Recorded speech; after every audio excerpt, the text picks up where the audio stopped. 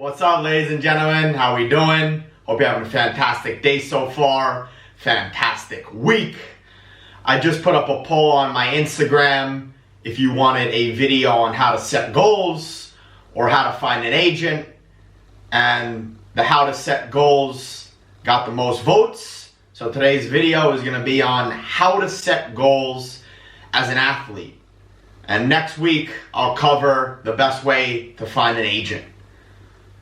To be fair to you guys, I'm very happy and very proud of you, because if you don't have goals, what's the point of finding an agent? So just like last week's video on the 135 productivity method, if you don't take care of the day, then how are you going to reach those goals? So I want to talk today about setting goals, how to set them, and some specifics. First thing I want to start off with is the importance of goals. If you have a goal in the future, that gives you hope. That gives you a light at the end of the tunnel. And like one of my favorite motivational speakers said, Zig Ziglar, hope in the future gives you motivation in the present. If you don't have a goal and a hope and a dream in the future, what are you going to be motivated to do in the present? But if you have a goal and a hope and a dream, you should be motivated to work and disciplined to work to get to those goals every single day. So what I'm going to do in this video is reverse engineer a practical person. I'm going to say you're an outside back, and we're going to go through the video like you are an outside back. So there are two different types of goals. There are outcome and objective based goals, and there are process and action based goals. The first thing we're going to cover is the outcome and the objective based goals, which is a long-term goal in the future. It can be 6 months, it can be 3 months, it can be 1 year, it can be 3 years, 5 years. That all depends on you. Just like with nutrition and gym, everything is dependent on you as the individual. So let's say that outside back that we were talking about wants to sign a professional contract in 1 year. Fantastic goal. But my question to him would be, how are you going to do that? Now is the time to reverse engineer. By that, I mean you take that long-term goal of signing that professional contract in 1 year, and you figure out what needs to be done over the next couple months, the next couple weeks, and the next couple days to get to that goal. Because you're never going to achieve that goal if you don't put the action and the work in the present. And that goes to the importance of the process and the action-based goals, which we will talk about in a couple minutes. But I would ask that guy or girl, if he wants to sign that professional contract, what does he need to do this month to get to that long-term goal of signing that professional contract? And I would say his answer or her answer should be start all 4 matches for his or her team and work to be the man of the match every single match. Obviously, you might not get there, but that is your goal. Your goal is to start every single match for your team on the weekend this month and work as hard as you can to be the best player in that match. The next question is, if you want to be the best player and in every match and you want to start all 4 matches, what do you need to do this week to show your coach that you should start every match? Answer simple. Be the best player and the hardest worker at training every single day this week. If you work to be the best player and the hardest worker at your training every single day this week, most likely you're going to get the nod on the weekend. If you get the nod on the weekend, your goal is to be the best player you can be in that match and help your team secure the 3 points. So, if you want to start the match on the weekend, the next question would be, what needs to be done today? What needs to be done today to get to that long-term goal? Like we talked about in the beginning, your long-term goal is to sign that professional contract in 1 year. But that doesn't happen if you don't put the work in the day. And that's why I'm so obsessed with owning the day.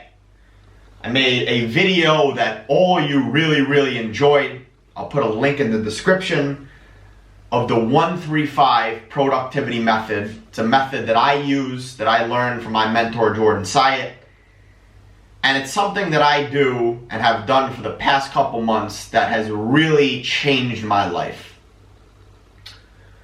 Aubrey Marcus, the owner of On It, said this. He wrote a book on it as well. You can check it out.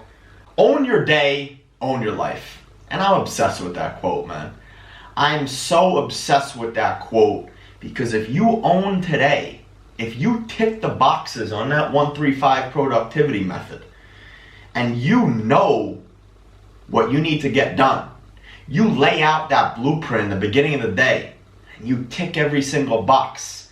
And at the end of the day, when you're brushing your teeth or your head hits the pillow, and you said to yourself, wow, I really hit those goals, you're going to get to that professional contract. But it's not easy. It's not easy. There are many factors. But worry about what's going on today. Do what you got to do today and take the action. So let's go back to that example of an outside back. So if you want to start on the weekend, what do you need to do at training today? Like I said, you want to be the hardest worker and the best player at training, but you also got to be putting that work in before and after training to perform your best. So let's take an example. After training finishes, you hit an extra 20 good quality crosses with both feet. If you want to get more specific, you hit 10 early balls and you hit 10 from the byline. Get one of your friends, get one of your teammates, one of the forwards, one of the number 10s to nod them in, to finish them. You'll build a better relationship with them, which is key. Second goal could be work for 10 minutes on your defensive headers. Heading the ball out, clearing the ball out of the box, things like that. Third thing, you can ask one of the better players on the team, one of the more shifty players, to work with you on 1v1 defending. Ask him or her to go at you every single time for 5 to 10 minutes, more likely 5 because it can be very intense if you're going hard. Ask them to go at you 1v1 as fast as they can at full game speed and work to defend against them. This way when the weekend comes and you're working against a shifty defender, you feel more confident. Like Kobe Bryant said, if you're prepared and you've done the reps, you've put in the reps, on the weekend, when match time comes, you're going to be confident because you know you're prepared. You've done those reps. Then after the training session finishes, you got to make sure you do the right things. You got to refuel with the right nutrition. 90% of the time, you should be eating according to your goals. 10% of the time, you can eat what you want. And maybe that 10%, you can have that cheat meal after you start on the weekend and you do well on the weekend. So you can use that as a reward. But making sure that you're getting the right foods and the right nutrition in 90% of the time is going to help you recover from your training, make the adaptations that we want, and help you be that player that you want to be. Second thing, 15 to 20 minutes of a recovery session before bed. Foam rolling, stretching, deep breathing, whatever it is that gets you into a calm, parasympathetic, relaxed state that's going to help you get those 8 quality hours of sleep per night. One of the most underrated things that there is out there to bring your life and your game to the next level. Something that I've struggled with before because I'm a type A guy. I love getting shit done and I love working hard. So sometimes it's tough to turn off. And like I always say, no one's perfect. No one's a robot. Everyone always has flaws. So it's something that I really want to be working on in 2020. Getting a good quality 8 hours of sleep per night. And that could start with a 15 to 20 minute recovery session. It could start with a warm shower. Anything that calms you down, a cup of chamomile tea. And I want to make a separate video in the future on how to get a good night's sleep. Because, like I said, if you own the day, if you own your sleep, your recovery, your performance is going to go through the roof. If you want to get a gym session in, now we can talk weekly. If you're in season, you should be hitting the lower body once and the upper body once at least. Making sure you're not too sore for your matches, for your trainings, but you still want to maintain, you want to keep that strength that you've gained, and you don't want to throw it away. So, a goal for the week could be getting that upper body and getting that lower body session. And then depending on who you are, 2 to 3 prehab, rehab, injury prevention sessions per week. And I want to add in, we could talk about before training. I think it's essential to get to your session early. Be one of the early guys there, the early girls there, and get your activation and prehab work done at least 15 to 20 minutes before training to make sure your mind and your body and your feet are turned on to prepare your best for the training. Those activation sessions are very underrated. You see a lot of pros doing it, and sometimes it goes underlooked because you want to look at the bulk of the session, what they're doing, what type of sprints they're doing, what type of ball work they're doing, what type of passing, shooting, but you don't see those minutes and that time that they put in the gym before the session to prepare themselves to perform the best they can during the session. And it's so crucial that you prepare yourself to perform the best you can and prevent injury.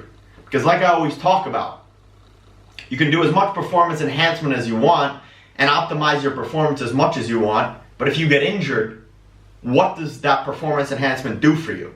So make sure you listen to your body and you're disciplined to get that prehab done and to make sure you're ready and you're warm for your session. And like I said, you're taking care of your nutrition and you're taking care of your sleep and your recovery to make sure your body is fully prepared.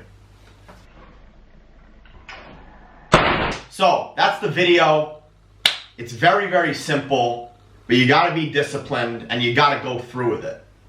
If you use this method that I've talked about, the outcome and objective-based goals and the process-based goals, and you use that 1-3-5 productivity method, I'm telling you, your life will go to a whole new level. You'll reach many goals that maybe you thought you never could have achieved, but it takes consistency. Nothing happens without you doing that work every single day consistently. You can't just do this for a couple days, a couple weeks, a couple months, and you come back and you message me and you say, Rick, I tried your methods, nothing worked. You got to put it in day after day, week after week, month after month, and then the results will come. Thanks so much for watching. As always, you got any questions, don't hesitate to reach out. Don't hesitate to flex your biceps. And have a good rest of the day. Stay safe, stay healthy during these interesting times. Peace.